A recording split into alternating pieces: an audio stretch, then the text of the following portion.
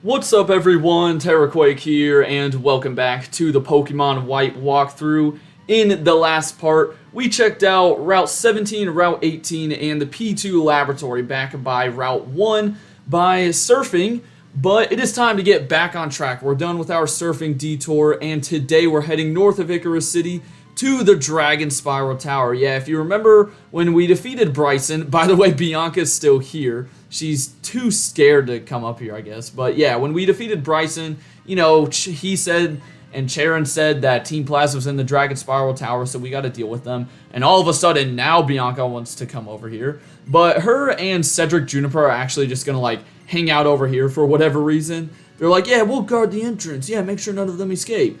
Yeah, you guys are such a big help. Not sure how we would ever be able to do this without you guys. Anyways, after they get done blabbering on, we can head on inside this little entrance. Yeah, do y'all want to shut up, maybe? Okay, he gives us an old Gateau. I think that will heal up any status condition, but I just want you to stop talking. Thank you very much.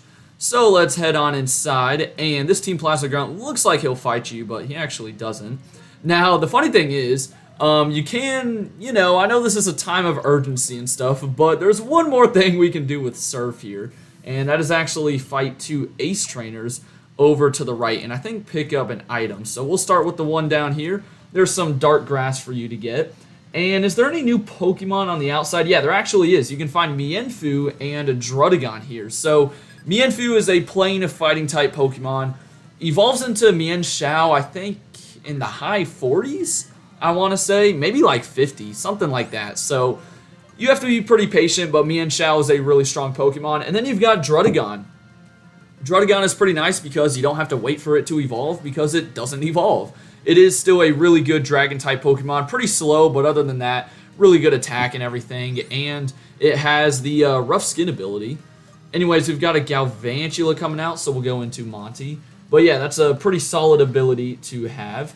And in the dark grass over here, you can also find like Salzbuck and Beartic, so like evolved forms of Deerling and Cubchoo, just in case you're interested in those guys. And actually, you know what? That is in the entrance to it. Oh wait, no, but you can find them on the outside too. Okay, I thought I literally just listed out all of the Pokemon on the inside of the tower instead of the outside. That would have been so bad. Alright, there's the TM for Embargo, and let's take on the other Ace Trainer. Alright, during that battle, I realized that I still had the wild Pokemon all like mixed up and everything, so in the grass to the outside of the entrance where Bianca and Cedric Juniper were, where we were just talking to them, that's where you can find all of the Pokemon that I listed out. And then in that dark grass over there and the other grass, you can basically find the same exact Pokemon. But on the inside, along with Mienfoo and Druddigon, you can find Golez, so a grounded ghost type. Pretty solid Pokemon, and eventually becomes Golurk, which is really cool, so yeah. Anyways, before you even head up the first staircase, you can tell that something's going on. The screen starts to shake and everything. What the heck is N doing at the top? Well, here's Charon, and he's kind of going to lead you the right direction. Also, one pretty cool thing is you can walk across these like big columns that have fallen down. If you have strength, you can open up a little shortcut there, but I'm not even going to use that because there is actually a item we can get over here. I don't know what it is, but it is a Hyper Potion, so that's pretty nice. And then, yeah, we can walk across these big columns. I mean, I guess this is all the damage from Team Plasma. And right over here on this one is a Stardust. I wonder if those Ace Trainers just saw a bunch of those grunts, like, storm into the tower and just, what, did they decide not to do anything about it? So, here is your first little puzzle. There's, like, two of these things in this place. I mean, they're really not that bad. They're not puzzles at all. However, one of these paths will take you to that item that you see. The other one will actually take you the right direction. I think I'm going to take the middle one first. Yeah, that was the right one to take because we can loop all the way over here and grab a shiny stone. Now, there will be some grunts on the floors coming up, so don't think this is just like a freebie, you know. Don't think you're going to be able to walk right up to the exit, or sorry, to the top. But moving on along, we've got another little floor, and this is where all the grunts are. So you can see Bryson and Charon are already dealing with a couple of them. I don't think we even have to fight these two behind them, but here we go. We are going to start the battles now. So I think there's also one of the 7 sages coming up. So yeah, just the whole party in here, you know, the whole crew is here, man. Isn't that crazy? But it's just Team Plasma Grunts. They're not going to be too hard to take down. Now, you can find Drudigon and Mienfu before taking on a Bryson, because you can go to that grass that's right above Icarus City, but I don't think you'll actually be able to come into the Dragonspiral Tower until after you defeat Bryson, so keep that in mind. But if you are struggling to defeat the gym, you know, Mienfu will handle that for you. It is a really good fighting type. Alright, I put Escavalier up to the front since you're the only one that's still stuck at level 40, and we will take on the next Grunt who's going to have a Liepard. So yeah, pretty easy Oko coming up. So we will take you down and move on along. But yeah, there's another big room coming up with some more of those like ledges that you have to hop over. Couple of items, but all in all, it's really not that hard. That's why they're like, you know, really not any puzzles or anything like that. Now, after this whole thing at the Dragonspiral Tower, you will have to do a bit of traveling. That'll be in tomorrow's episode, though. So, not going to worry about that today. But, yeah, you will have to, you know, you might want a Pokemon with Fly. You'll be flying around everywhere. So, we really won't be going to the Two-Blind Bridge in Opelucid City until, I think, the episode after tomorrow. So, yeah, definitely a big gap in between the 7th and 8th gym, especially if you're like me and go do all of the surfing detours and that sort of stuff. Here's a Scraggy, though. We're just neutral on this thing with X-Scissor. I think it'll work out, though. There's our Quick Claw. We saw that pop, I think, 2 videos ago, and now it's happening again, which is nice. And yeah, this is just a one-shot city, baby. These people are too easy. I need some more challenge, some more experience, too, you know. I'm trying to get Frillish caught up with the rest of the team. But here is another Grunt who I think is just going to have like 2 Liepards or something like that. So let's get straight to it. And did I miss a trainer on here? Bulbapedia is telling me there's 6 of these guys.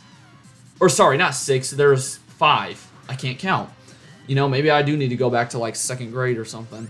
But Bulbapedia is saying there's 6 and I only ran into 5. Unless one of those dudes down there fight you. Also, great, the Quick Claw is worthless there thanks to freaking Fake Out. That's annoying. I don't think one of the guys down there fight you, so I don't know. We'll get to this Grunt in a second. It's all good. It's all good. We'll hit you with an X-Scissor, and then you've got one more Liepard who should go down pretty easily. Now, feel free to like go all out on these Grunts and everything because you don't really have a big battle coming up at the end. You will see N, but you actually don't fight him. I don't think we have a battle with N until, of course, you know, the end of the game because, spoiler alert, I mean, let's be honest, these games have been out for however long, but N is like one of the final fights that you have to do. So, yeah, you'll see him up here, but you won't have to fight him. Real quickly, let me just check. You don't fight like one of these guys, right? I don't know why Bulbapedia is telling me there's 6, but, or sorry, there's 5. I can't count for whatever reason. Oh, no, there's still more. I thought, oh my gosh. Alright, we're not going to talk about it. I really thought that that staircase over here was the end of this floor, but no, it's actually this one up ahead. There's a Dragon Fang, though, to boost your Dragon-type attacks. How did I not see that? Am I just like, am I going blind or something? I don't know. Here is the next big room that I was talking about, though, with some more ledges. This one's kind of weird. You're like running in a circle, and basically you have to work your way towards the middle and then work your way back out towards that staircase. And you're going to want to take these little gray bridges across.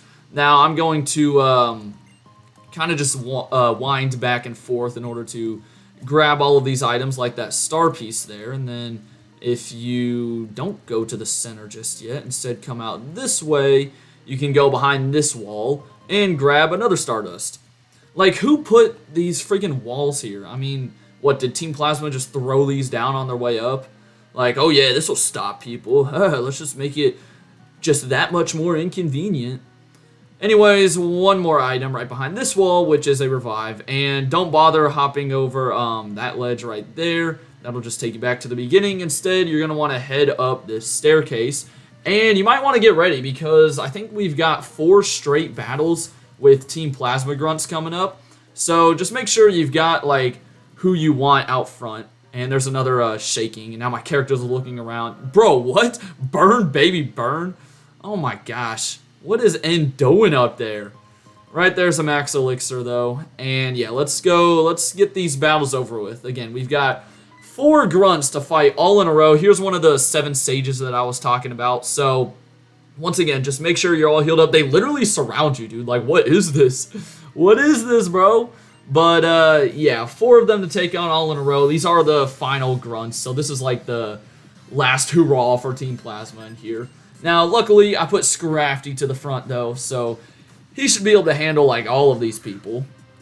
And also in that last battle, Frillish got to level 34, I'm pretty sure. So, yeah, slowly but surely getting up to the team. Once it gets to, like, level 40, you know, I'll probably take the EXP share off.